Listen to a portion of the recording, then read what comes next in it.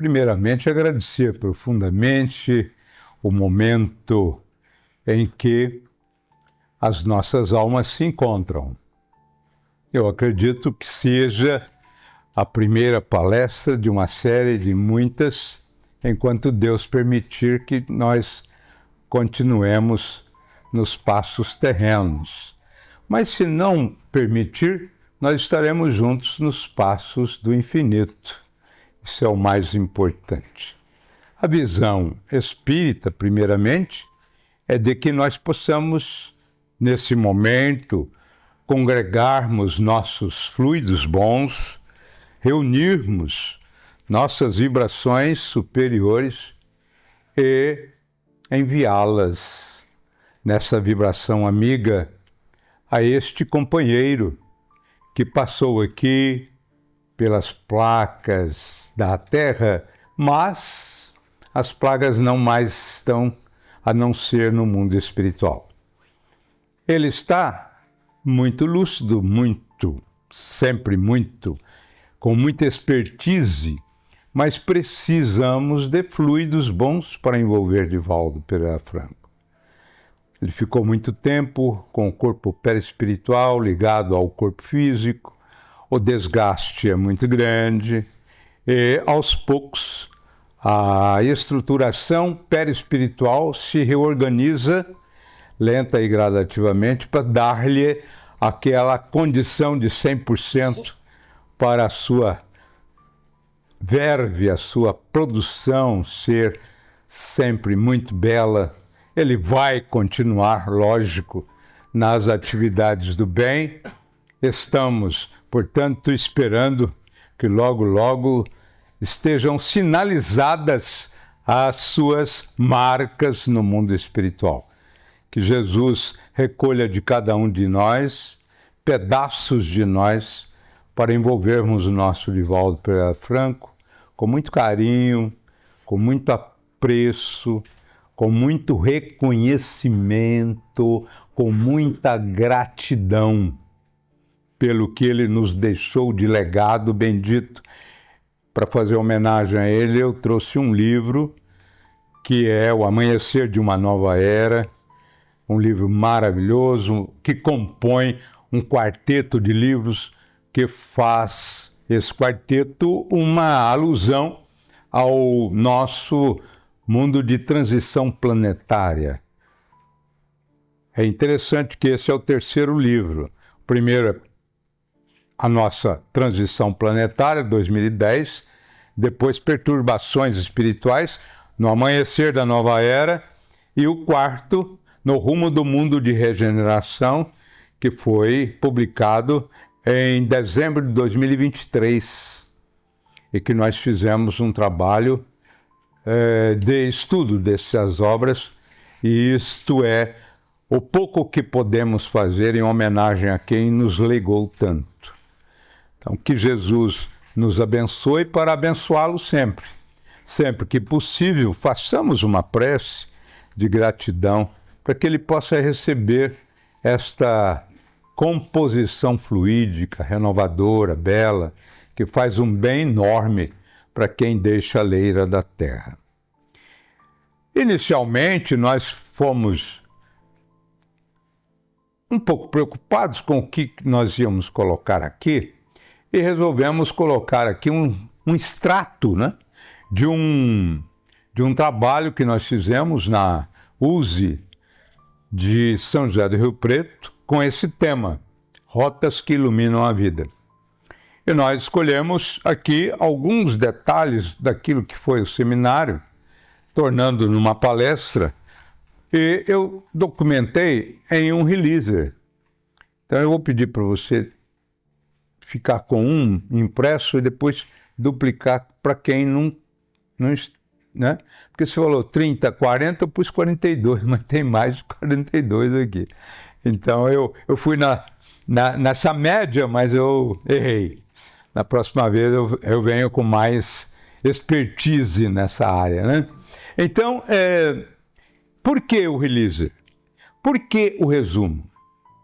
Podemos contar contigo, tirar cópia, passar para quem não teve, faz uma anotação de quem não tem, para todos terem acesso a essa informação.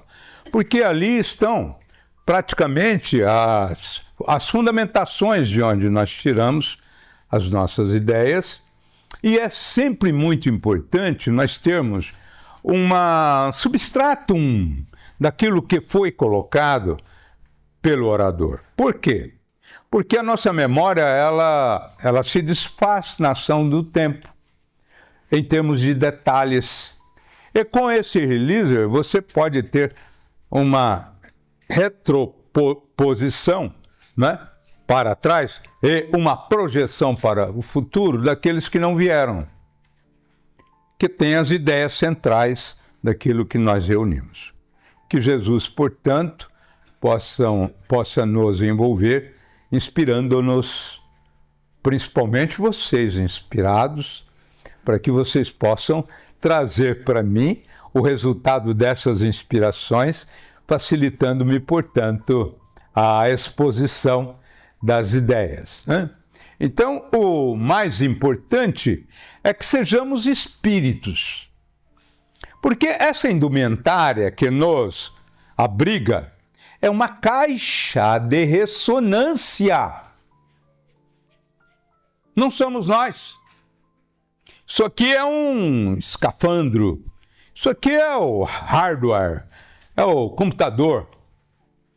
Mas o que é mais importante não é o hardware, é o software. Software é o quê? É o espírito. Por quê? Quando morrer o corpo, o espírito desencarna. Se fosse tão importante assim, nós levaríamos, mas não é. Portanto, nós precisamos lembrar, porque buscar as rotas que iluminam, primeiramente, condicionarmos nessa condição. Eu sou espírito. Eu tenho que pensar como espírito. Eu tenho que reagir como espírito.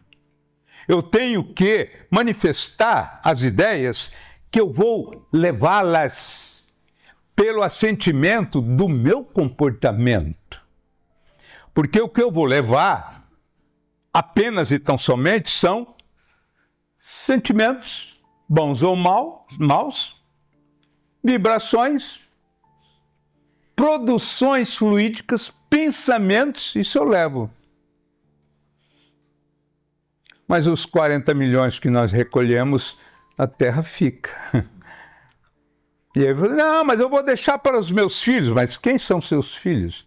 Talvez sejam aqueles que você ludibriou, perturbou, infelicitou, e eles agora estão recebendo aquilo que você tirou deles. Ironia, né? Então, nós precisamos sentir a vida como se espíritos fôssemos. Então, dentro desse painel, nós vamos encontrar nada mais, nada menos do que a possibilidade de, e nós documentamos aí, quando alguém sente uma percepção maior, sentindo presenças, recebendo ideias, temores, presságios maus, perturbadores, quando você tem tendências que às vezes não são suas, vontade de fazer coisas que não deve, precisa saber que como espírito você tem uma abertura no corpo físico. Então a mediunidade está com a abertura que se tem no corpo físico. E o espírito, então, através dessa abertura, tem acesso ao mundo espiritual. O que nós precisamos fazer, que quando a mediunidade chega, sentirmos-nos como espíritos, que está nada mais, nada menos, o nosso espírito registrando espíritos. Alarga-se os horizontes pela percepção. Porque agora você tem um patrimônio maior de registros que podem ser importantes para a nossa vida. E as realidades da vida se tornam um pouco embaçadas, porque tem uma intromissão de pensamentos que não são meus. E o que nós fazemos na Consciência e Mediunidade desse livro extraordinário, projeto de Manuel Filomeno Miranda? O que nós precisamos fazer? Nós temos que estudar. Nós temos que procurar uma casa espírita e educar, não é desenvolver. Porque a mediunidade já está, você precisa educar. O desenvolvimento são técnicas e o know-how de como você vai produzi-las no contexto de uma maior adaptação a este mundo novo, que agora você tem uma percepção adiantada, polarizada, dinamizada. Não deixe rotas que iluminam. Mediunidade é uma rota que ilumina. Se você tiver mediunidade, eduque a sua mediunidade. Tivemos esses dias com uma pessoa que tem 60 anos. Falou, mas o meu tempo passou. Passou? Eduque a sua mediunidade. Estude a casa espírita. Você tem mais possibilidade de 20 anos de atividade. Ai, que coisa linda. Por que você tem 20 anos de atividade? Minha mãe foi até os 90. Com 94, ela desencarnou. 4 anos no feedback, né, das emoções e naquela estrutura de slow motion. Né? Depois de 90 já é slow motion, é câmara lenta, né? Mas foi quando ela parou. Se você está com 60, você tem mais 20 anos. Por quê? Porque eu tenho 7,8 e estou aí turbinado. Anteontem nós fomos visitar uma pessoa que perdeu de vista a filha. E tem 2 filhos com 18. E eu abracei um e falei assim, não quer trocar sua turbina tão fraquinha, 1,8? Minha tem 7,8, que tal? Vou, não. Ah, mas é assim que você tem que viver. Eu sou espírito. Eu tenho que desenvolver meus dons enquanto tiver tirocínio, potencialidade. Divaldo, com 98, estava mais lúcido do que muitos de 70 que vai assistir palestra e já começa a ficar em stand-by. Né? Começa 10 minutos, 15, não consegue prestar atenção. Ele com 98 falava 1h30, 2, 3. Com lucidez, com profundidade. Então nós precisamos educar a mediunidade. Não brinque com isso. Mediunidade estacionada, rotas que iluminam. A mediunidade não é uma rota que ilumina, é uma rota que superilumina. Superilumina. Com a mediunidade você pode entrar num painel de concepção e percepção de um mundo espiritual maravilhoso. E ser rota, sim, de socorro, de alento, de ombro forte para levantar as traves dos companheiros e iluminar caminhos. A mediunidade veio para te dar qualidade, qualificação de vida. Eduquemos. Ah, eu estou com 70. Aproveita agora. O estudo, em 1 ano, você passa todo mundo que 4 está estudando. Você tem mais tempo, você estuda 12 horas por dia, pronto. Em 1 ano você está pronto. É só educar o processo da mediunidade e ser muito feliz na integração com o bem. E aí uma das rotas da vida é ser espírito. E cultivar discernimento. O que é discernimento? Consciência plena do que você tem que fazer. Por que eu estou aqui, de onde eu vim, para onde vou, quais as consequências que terei para produzir o bem melhor. Vem um problema, você faz o discernimento do problema. Na visão máter da doutrina, é como se você estivesse num monte e vendo as estruturas com uma ampla visão maravilhosa. Quem não tem discernimento é como se estivesse vendo o mundo no sopé da montanha. Só vê a montanha. E quando você estuda no autoconhecimento, que busca o autoconhecimento, você pode ver a vida com uma amplitude maior. E aí você consegue ter decisões apuradas, profundas, equilibradas, sopesadas, humanas, sublimes, porque você vê, consegue ver. Então estudar e buscar a moralidade. Como é que eu posso buscar a moralidade se eu não sei por que eu devo? E quando que eu devo fazer isso ou aquilo? Estudar. Planificar.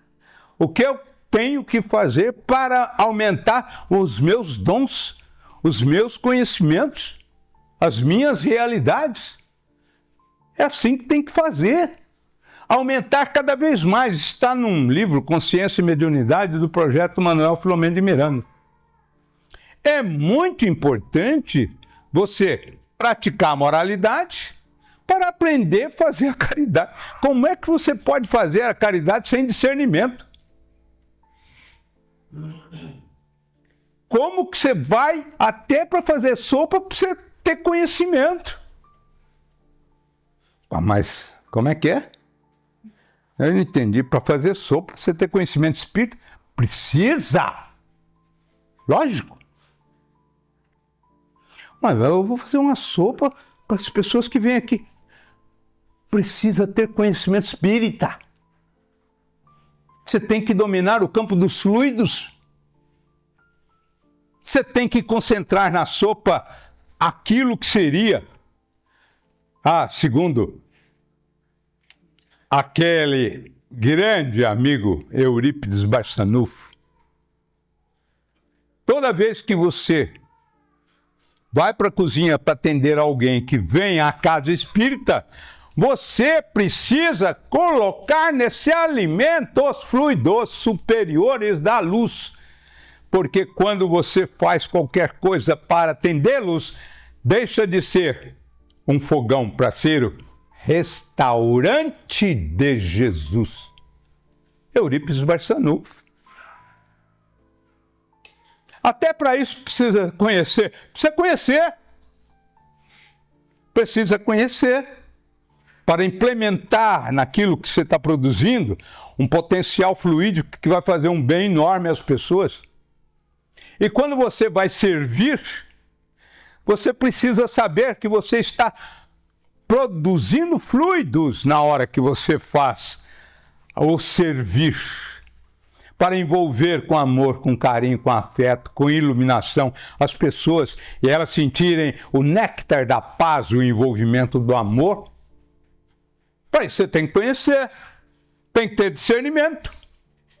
Tem que saber que quando você está na zanga, você passa a zanga materializada naquilo que você está documentando. Não é assim que se faz. Você tem que conhecer, cultivar, para que você possa ter uma consciência instrumentalizada no bem. E é muito interessante que você tenha obstáculos. Por que esse negócio de mimimi chororô? Qual que é o problema? Ai, porque eu não estou bem. Ai, estou tão triste. Oh, falta de serviço, falta de trabalho, falta de atenção com o próximo. Quando o Chico estava assim, Emmanuel falou assim: você não está bem? Visite seus amigos. Um era carroceiro, o outro era uma senhora. Os amigos do Chico. Quando ele visitava os amigos, eles vinham assim, ai, que coisa boa, eu estou ótimo. Porque só via os caídos para lá, caídos para cá, que ele tinha que arribar. E depois de arribar, ele ficava arribado. É dando que se recebe. Quem falou isso? Lembra? É dando que se recebe. Então não tem esse negócio de tristeza que vai virar melancolia. Ah, porque morreu meu filho, morreu. Morreu? Você está louco? Você é espírita. Terminou o período. Tinha que ficar pouco tempo. Feliz dele, saiu desse mundo de provas e expiações. Não tem esse negócio de... A não ser que não seja espírita. Porque você tem acesso a informações privilegiadíssimas. Como é que você pode estar sofrendo porque a pessoa foi para o mundo espiritual? Meu Deus, não dá para entender. Quando ela vai para o mundo espiritual, você tem que ajudá-la. E não precisar de ajuda. Põe meu nome lá que eu não estou. Mas o nome para quê que eu vou pôr o seu nome se você perdeu de vista o teu filho? É espírita? É espírita. Então vamos orar por ele. Vamos ajudá-lo, iluminá-lo. Logo ele vem e vai ser uma estrela no teu firmamento. E tudo que você faz, fala, ó, gostou? Manda uma mensagenzinha pro meu filho. Manda uma prece pro meu filho. Manda, isso. Tá. Aí é assim que faz. Eu estou numa idade que eu tenho mais parente lá do que aqui. Só sobrou uma irmã. Resta tudo lá. Minha mãe, do grupo Dona Benedita. Meu pai, João Gomes Costa, do grupo Dona Benedita. James Barros Costa, meu irmão, do grupo Dona Benedita. A Giovana Costa Moreno, era muito ligada ao Paulo de Castro Teixeira, está no mundo espiritual com o grupo e é especialista em trazer flores espirituais para ajudar as pessoas. Então tudo, eu estou mais lá com eles do que aqui com quem não tem mais ninguém. Não há problema. Quem é que me orienta quando o caso é muito grave? Fala, mãe, veio aí com Paulo, Eliseu e Gonati, o que eu faço com esse caso? Meu filho tem que fazer assim. Pronto! Está mais perto do que quando eu tinha que ir em Rio Preto vê-la. E no final, um dia eu cheguei lá, ela estava com Alzheimer e falou assim, Jane, quem que é? Falei, é Luiz Carlos. Cuidado, é perigoso. É lógico, o cérebro estava turbilhonado. Mas hoje, o meu que está turbilhonado, porque ela tem uma agilidade imensa, não tem nada de tristeza, é fator destrutivo. Não, você fica já, sabe, até que para de andar. Para com isso. Não tem tristeza. Tem trabalho aqui? Bastante. Vem pra cá! Você vai ver que a tristeza acaba. Por quê? Porque é necessário você afastar isso. Isso é polo de aproximação à obsessão pelos espíritos melancólicos e depressivos que já desencarnaram. Daqui a pouco, eles vão assumindo o seu campo vibratório e, de repente, você está falando, vou pro quarto, fecha a cortina, põe um ar-condicionado baixinho, desliga o portão eletrônico, eu não estou para ninguém. Lógico que eles estão querendo te catar na mente. Quanto mais você dá atenção à melancolia, mais você polariza-se com espíritos doentios. Sair disso, Joana de Ângeles. E é interessante. Alguém tem mágoa aqui? Mágoa? Tá magoadinho, é? Tá magoadinho, é? Tá. A mágoa, não obstante desgovernar aquele que a vitaliza, desgovernar aquele que vitaliza, ela destrói teu campo do setor endocrínico. Ela perturba a sua glândula pituitária ou da hipófise. Ela destrói o processo da tireoide para a tireoide. Porque aqui, centro de força frontal, é que faz o controle com as glândulas. É aqui. É quando você faz o controle das glândulas, tudo que não está bom aqui, as glândulas sofrem. Então tem que estar dinamizado aqui. Alegre, contente, feliz, radiante. Não consegui pagar todos os boletos da Casa Bahia, mas não tem problema, ninguém vai preso por dívida. Tudo bem. Vamos aqui. A próxima vez não vou mais comprar. Eu só vou comprar a dinheiro porque eu estou apertado. Mas eu aprendi. Não tem mágoa. Desgoverna. Vitalizou a mágoa, desgoverna. Entre os verdadeiros dardos morbíferos que atingem as outras vítimas incautas. Não tenha mágoa de ninguém. Porque quando você tem mágoa de alguém que você quer que ele morra, essa pessoa vai no teu velório, porque a mágoa vai te destruir. A mágoa corrói. Corrói. A mágoa entra em faixas negativas de espíritos altamente perturbados, sombrios, espíritos que já estão perdendo a forma, espíritos completamente fora, licantropizados, mágoa, ódio, raiva. E você começa a ter raiva. Acreditem se quiser. Na nossa casa, esses dias, apareceu um cidadão que mora em Jales, 40 anos, não dormia há um mês, 2 meses, porque está com raiva de um dos partidos políticos aí, que eu não consigo. E tem um aí, o juiz aí, que eu não consigo dormir. Ai, mágoa. Não conhece, nunca conversou, não sabe onde mora, tem raiva, tem mágoa. Não guarde mágoa. Não está conversando com alguém? Não conversa com alguém? Ai, não dá. Liga para esse alguém hoje e fala assim, me perdoe. Mas foi ele que te ofendeu. Não interessa, saia da gaiola. Você ficar na gaiola, você morre. Você ficar na gaiola, você se prende. A mágoa te prende. Te angustia. Te estiola, te perturba. Te desequilibra. Joana de Anjos. Mágoa, impossível tê-la. Imediatamente alguém te ofende, você já dá valor para ela. Falei, realmente você tem razão. Você tem razão. Não, porque você tem razão, vamos lá. Tudo bem, tá tudo certo.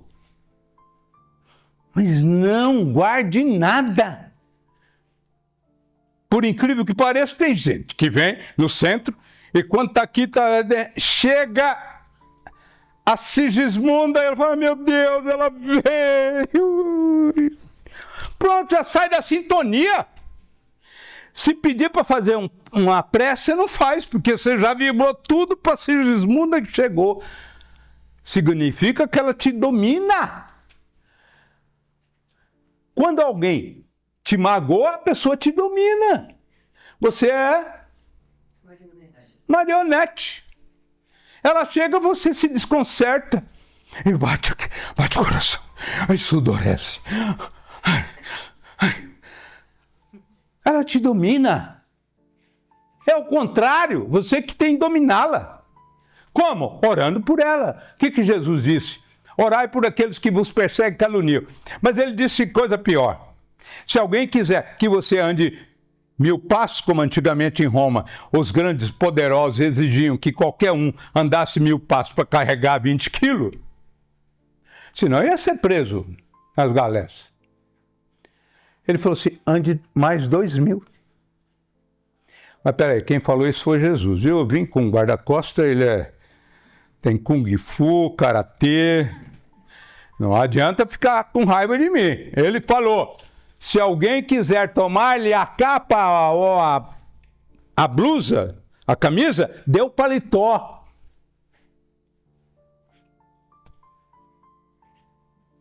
Agradeça a Deus. Quando alguém te ofende, você fala, uau, que coisa linda. O que aconteceu? Ele me ofendeu. Ai, que coisa boa. Você não está batendo tico com o teco? Não, tá. E por que você está eufórico? Porque agora eu vou aplicar o evangelho. Vou dar outra face, a face cristã. Não é a outra face. Bateu aqui, se dá. Não, a face cristã. Vou fazer tudo para conquistar esse ser. É assim que funciona. E quando você estiver irritado, lembre, Emmanuel fala assim, entre a conduta da irritação e o campo obsessivo não tem porta. Vou falar de novo. Entre o ato da irritação e a possibilidade de ser obsediado, não tem nenhum tapume.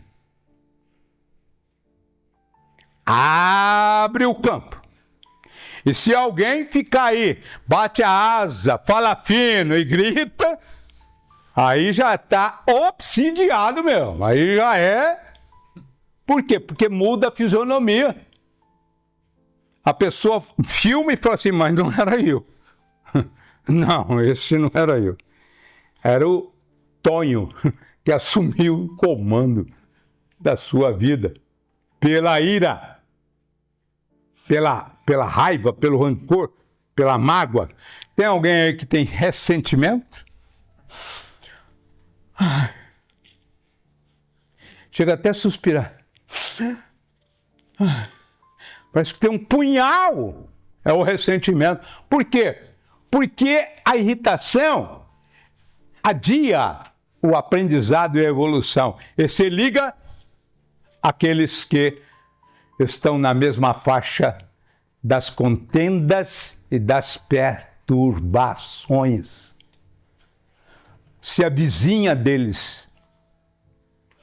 E nós precisamos saber que quando você está com alguém, eu não sei por que alguns que têm um casamento depois de 40 anos ficam assim irritado com o outro. Não sei por quê.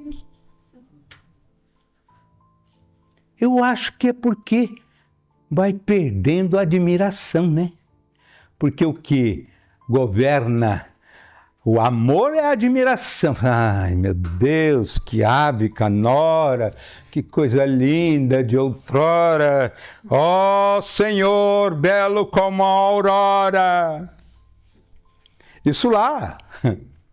Estou rimando mão com coração, vocês já viram? Isso não é verso. Isso é tentativa de verso.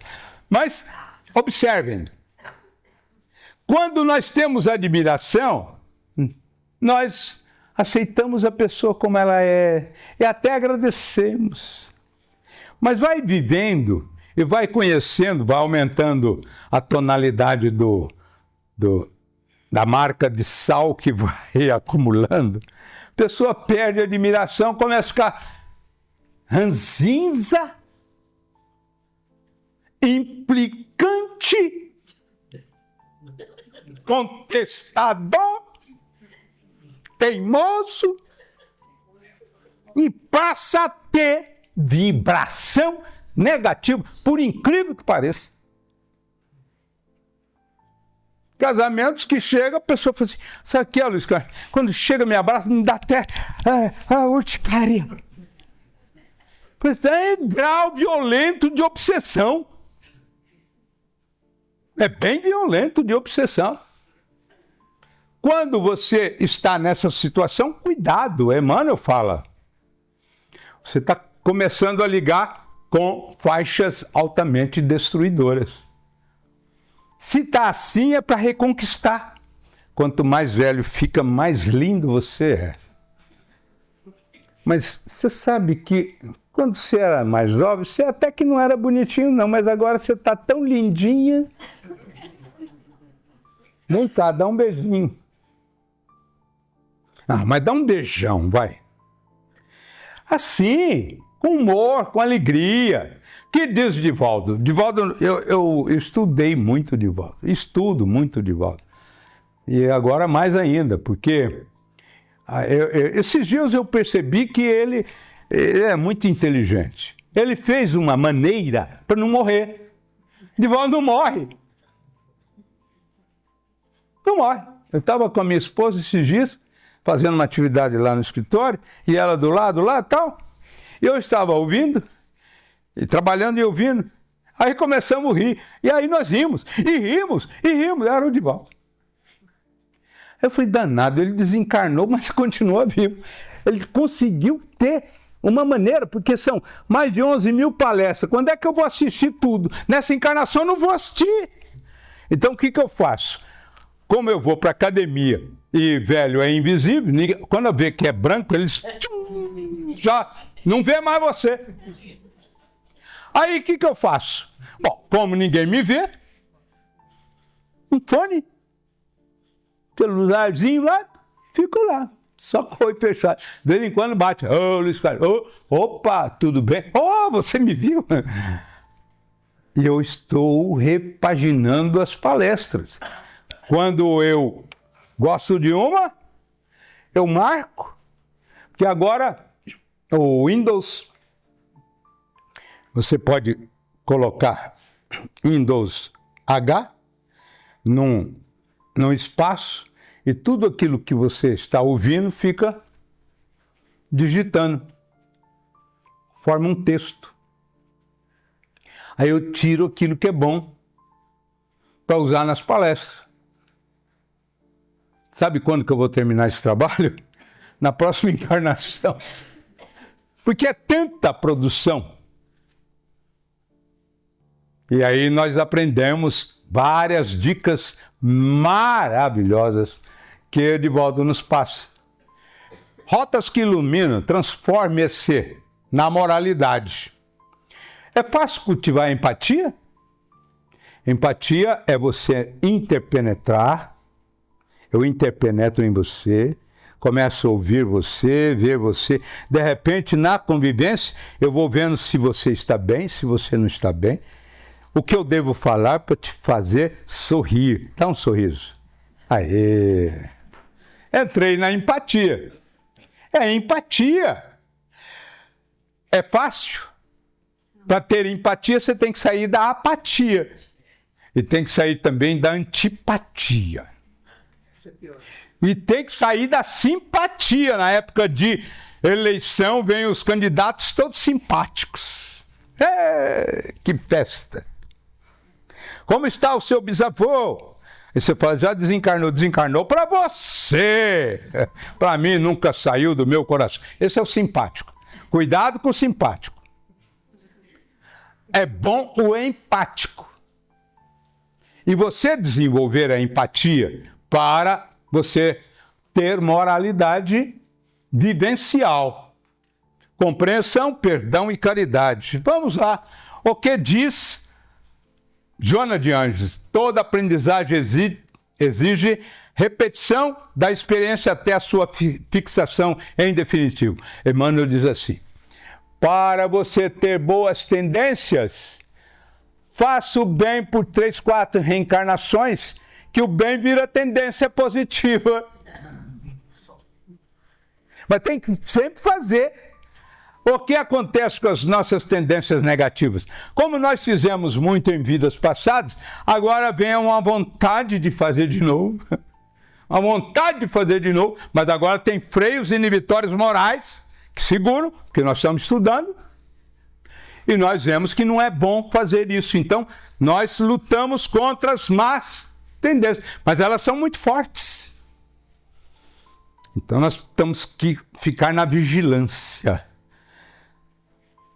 Cuidado. Xoxô primavera, cuidado que você pensa mesmo. Senão vem coisa aí. Vai, muda aqui. Muda a faixa. Vem aqui. Porque as tendências são muito fortes.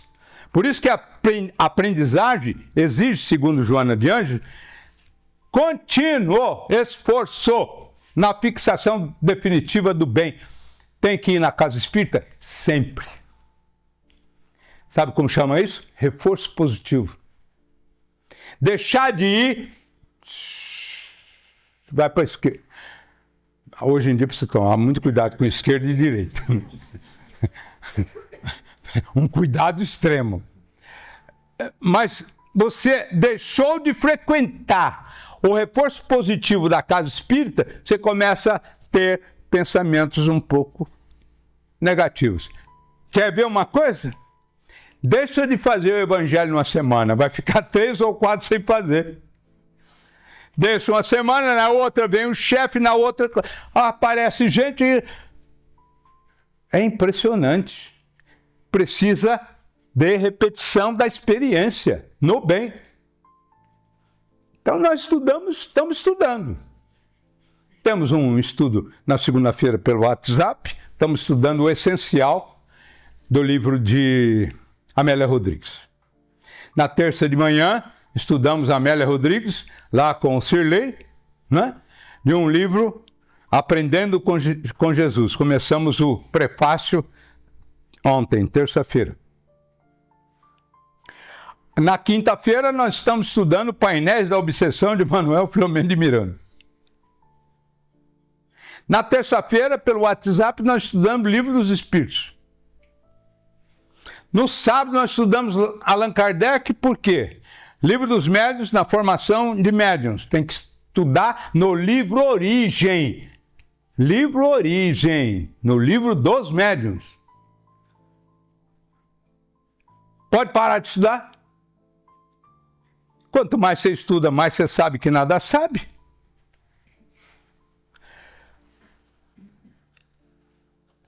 Repetição da experiência. Não parem. Pelo amor de Deus, não parem. Senão nós vamos ficando envelhecidos. Imagina, gente. Já o corpo já não ajuda. E envelhecido da mente aí é sarcófago, como diz. Não é nem sarcófago. É sarcófago. Aí é só cair e alguém levar. Não, tem que estar atualizado. Tem que saber de tudo. Tem que estar pronto. Tem que estar ligado. Estava lá com o meu amigo Ogawa. Agora, estava vi uma oferta de livros, Cartas de Paulo, na Origem. Aí nós estava lá, como é que é? Vamos para agora, o que eu faço, Ogawa? Ele falou, vai no Google Drive. Ah, tá lá, tá no Google. Ah, tá bom, tá. Já tá tudo lá já. Por quê? Por uma palha de MK, você vai ali, tá demorando muito, você vai no próprio celular e tira. Tem que estudar, tem que ler, tem que sentir, tem que viver, tem que dinamizar. Para ficar sempre jovem, saudável. Não fica encarquilhado, envelhecido, fica fraccionado, fica assim, sabe, repetitivo. Ô pai, você já contou essa história, essa deve ser a 124ª. Não, eu vou contar uma história que eu acabei de ter acesso essa semana, você não sabe, preste atenção. Entendeu? Entendeu? Dinamizado. Exige repetição contínua. Agora você trabalha em equipe? Aqui alguém trabalha em equipe? É gostoso trabalhar em equipe? É? Ou coisa boa é trabalhar em equipe, né? Não é? Porque aí você convive com as pessoas naquele alinhamento tão belo, tão lindo das pessoas, porque elas não erram nunca, elas nunca falam mal de ninguém, nem vibra nada contrário a você. E essas pessoas também são muito cooperativas, elas são muito dinâmicas, elas cumprem todas as suas tarefas, você não precisa cumprir a delas. Não é? Trabalho em equipe é uma delícia. Porque quem fala isso é Manuel Filomeno em grilhões partidos. Somente aqueles que se encontram com a saúde equilibrada são capacitados para trabalhar em equipe. Se você não tiver aquela saúde equilibrada, para trabalhar em equipe é uma coisa linda. Marca a reunião, só vem 2, faltam 8. Aí você faz com 2 mesmos, e vai, tal, alegre, feliz. Deve ter acontecido alguma coisa com os outros, com os 8. Mas vamos orar, vamos vibrar e tal. Trabalhar em equipe é uma delícia. É altamente comprovada, é teste de comprovação para você manter a saúde equilibrada. Faz bem trabalhar em equipe, porque você está sempre orando pela pessoa. Jesus não falou, orai por aqueles que vos perseguem e caluniam? Trabalhar em equipe é uma delícia, né? É que diz Joana de Anjos em determinado ponto do seu trabalho: se alguém não fez o dever que deveria fazer, faça-o. Você. Ela fala, faça-o. E não cobre. A própria pessoa vai falar, nossa, alguém fez. E um dia ela falou, eu não posso mais ficar como era aqui na árvore, me penduricando aqui. Não, eu vou também ser ativo. E acorda. E acaba fazendo mais do que você fez todos esses anos, pela potencialidade que ele tem. Tá claro? É mais ou menos como aquele cidadão que estava com o Fouquinha, passou e viu um Mitsubishi 2040, né? Nós estamos em 2025, 2040 ali, com a tampa. Uma tampa larga, aquela que abre e sobe. Olha, Mitsubishi 2040, vermelho. Eu aqui no meu Fouquinha. Aí, ó. 10 quilômetros depois. O que passou aí? É uma mancha vermelha. Que mancha vermelha é essa? É aquele Mitsubishi. Alguém é Mitsubishi 2030, está na tua equipe. E você fica falando que ele é um encolho, né? Se ele acordar. E Jesus investe em todos, sabendo quem são. Então, dentro disso, consciência de culpa, alguém tem culpa aí? Culpa, segundo Joana de Anjos, é para ficar alguns segundos com a culpa. Quando você tiver alguma coisa que você errou, fique na culpa alguns segundos. Alguns segundos. Alguns segundos. Ficou claro isso? Quem cultiva a culpa está abrindo os pródromos das obsessões. O que os espíritos obsessores mais trabalham é estimular a tua culpa. Mas você não vale nada. Você... Mas que coisa horrível. Eles tentam te colocar na culpa para você fugir da onde? Fugir da luz. Primeira coisa que eu faço se eu ficar com o dinheiro do centro aqui, tem um caixa ainda. É não mais voltar. Vocês entenderam? Culpa. Eu não mais volto. Quem tem culpa foge da luz. Não. Não. Eu não vou mais fazer palestra. Mas o chão eu limpo, o banheiro eu limpo, carpo. Eu venho em hora que não tem ninguém, tá bom? Mas pelo amor de Deus, me deixe ficar nos arraiais da luz. Vocês entenderam? Não fujam da luz. Pelo amor de Deus. Errou? Errou? Não mais vou errar. A partir de agora eu vou traçar um rumo, renovar-me. Vou fazer tanto bem, porque o bem que eu faço agora é o mal que eu anulo o de ontem. O mal de ontem é anulado pelo bem de hoje. Eu vou fazer tanto bem, que quando chegar o momento de reparar o mal que eu fiz, já tem pouquinho para reparar. Quem sabe eu tenho para receber. Não é assim? Na obra de André Luiz, cidadão que tinha que ter fogo selvagem, teve o quê? Eris e pele. Por quê? Produziu o bem. Ficou na culpa? Não, ficou no bem. Busque a luz da oração. Oração. A oração é uma das mais belas alavancas de renovação espiritual.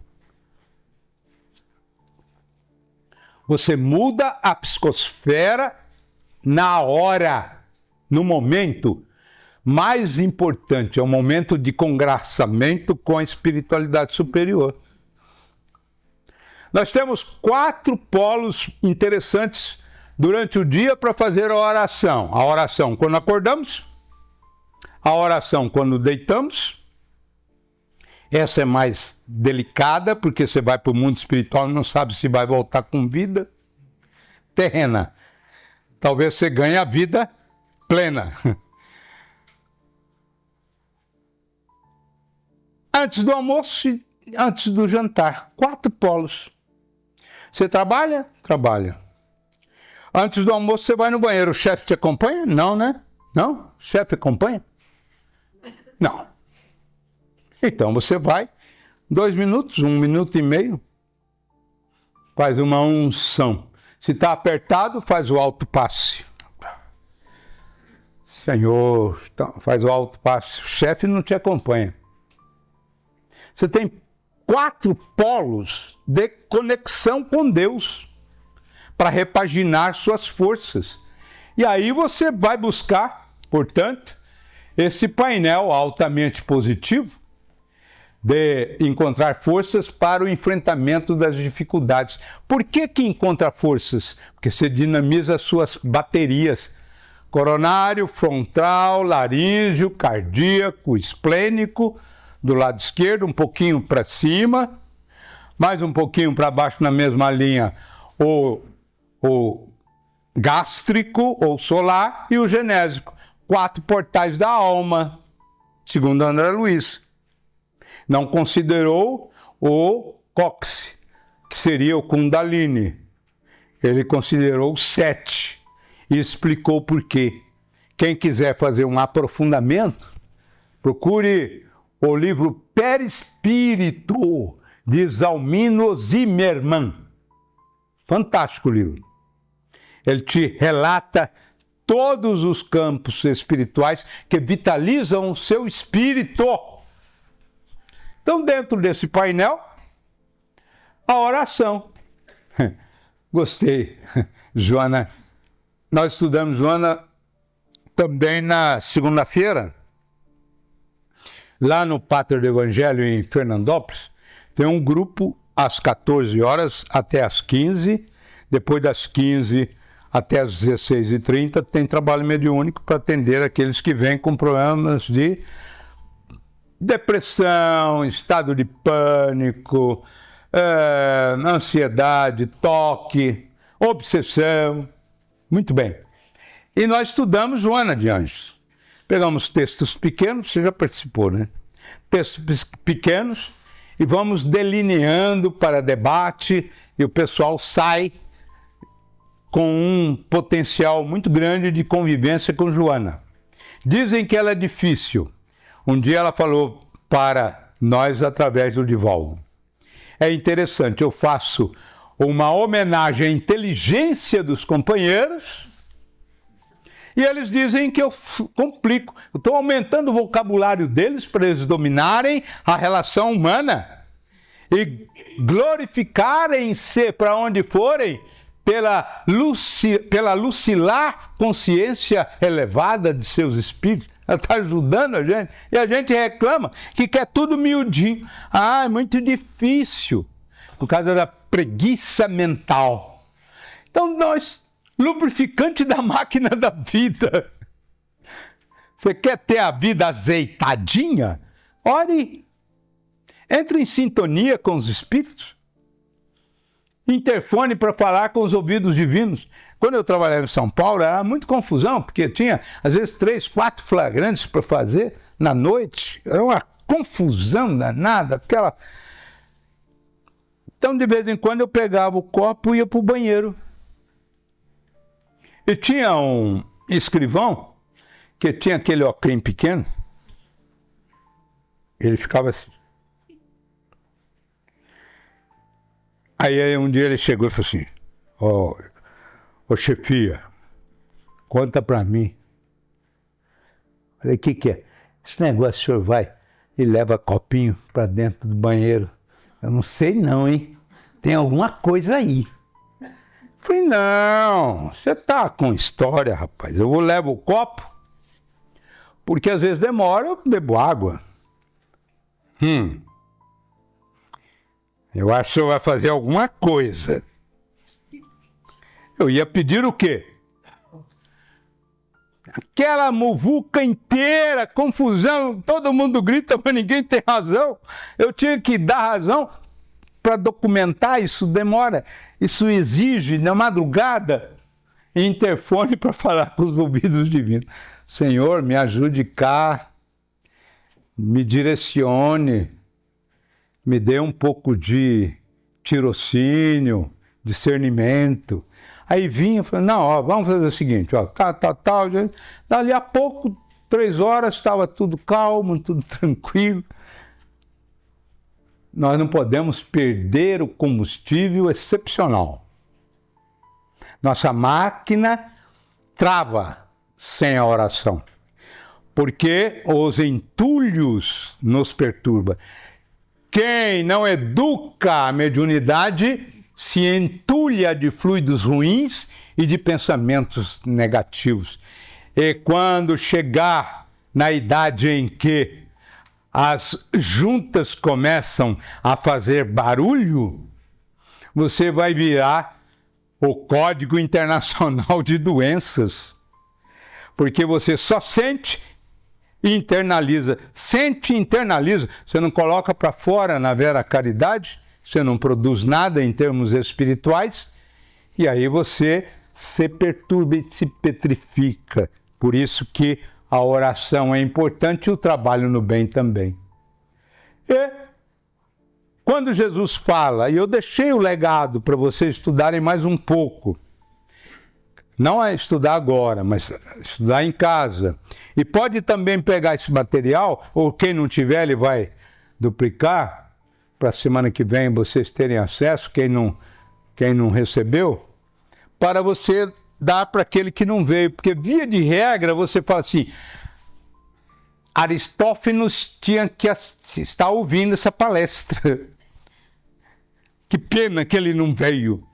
Então, você estude e transpire para ele, na tela clara, cristalina do teu comportamento, e dá luz ao teu coração para iluminá-lo. Porque ninguém melhora por palavras, mas por exemplos que arrastam. Ok? Então, busque o quarto. O quarto significa a concentração, para evitar aqueles intercâmbios negativos que venham a nos trazer dificuldades de fixação mental. Por isso que a comunhão espiritual deve ser, como Jesus dizia, buscar um quarto íntimo da sua atenção plena a Deus, nosso Pai, que é amor, e a Jesus, que é o olhar divino, que eu apoio, que são os espíritos materializando a vontade do Pai. E pratique a caridade, é o fim das rotas que iluminam a vida.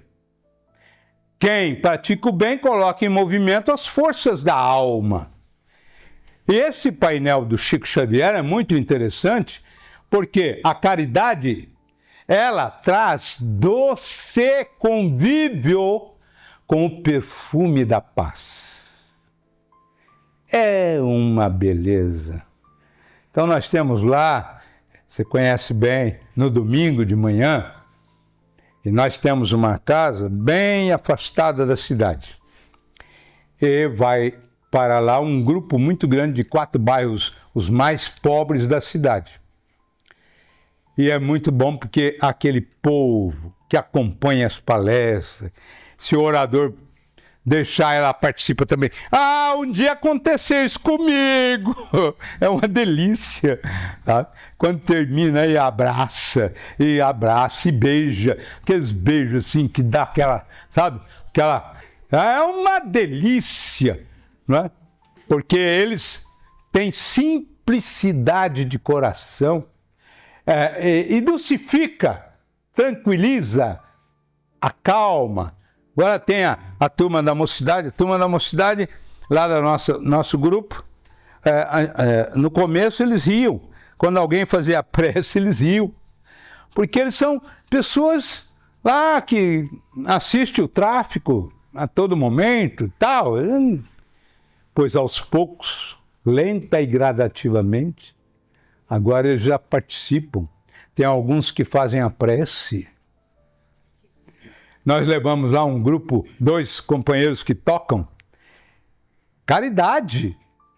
E eles adoram quando eles vão. E as evangelizadoras agora são respeitadas.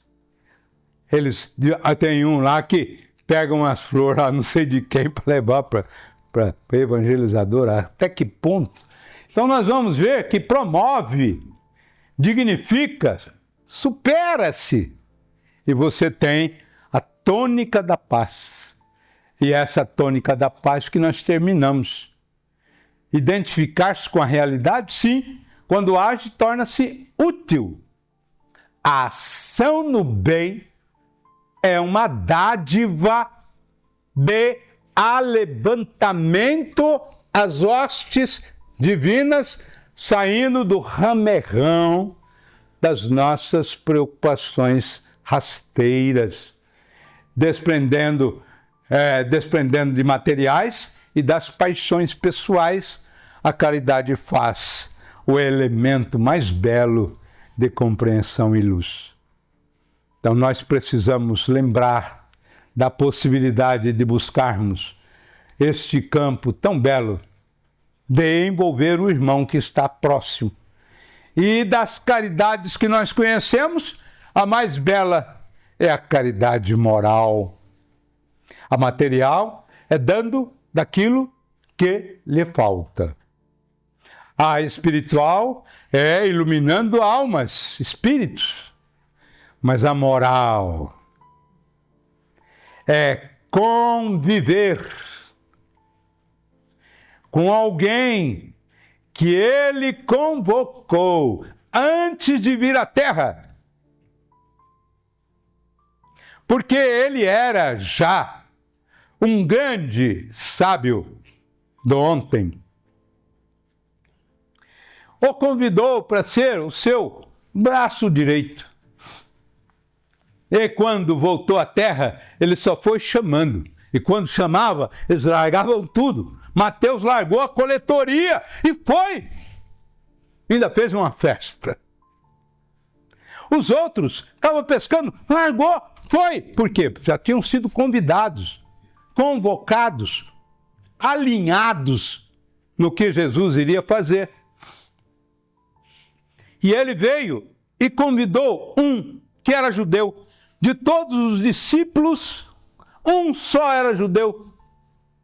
Os outros todos eram daquela grei humilde ali da Galileia, eram galileus. E esse que ele convidou foi o do difícil de relacionamento. Ele era implicante. Ele era uma pessoa difícil. Eu só vou contar uma historinha pequenininha que aconteceu. Joana de Cusa era patrícia romana.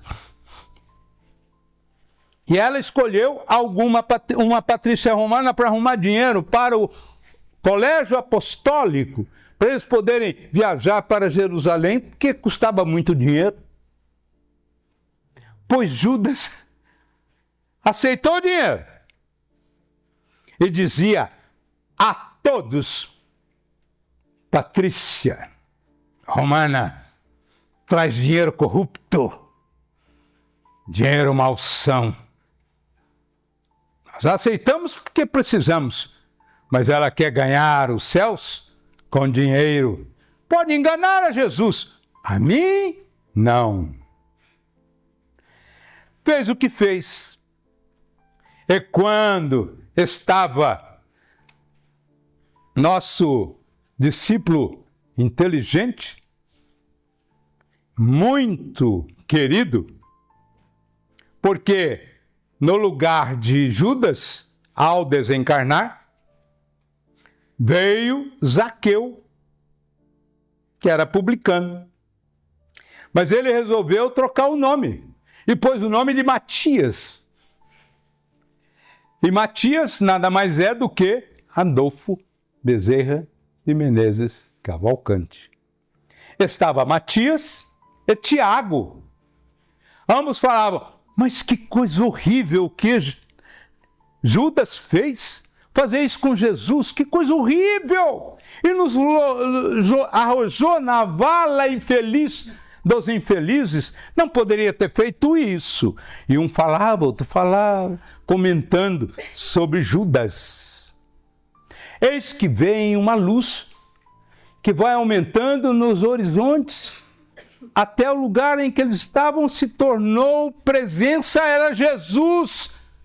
E eles então se rendem na emoção e dizem, Senhor Jesus, o Senhor veio nos trazer a luz, a paz, a alegria, que saudade. E Jesus disse, eu não posso ficar muito tempo com vocês, porque eu tenho que socorrer Judas. É a caridade moral. Que Jesus nos abençoe e nos empreste a sua paz, hoje, amanhã e para todo sempre. Que assim seja.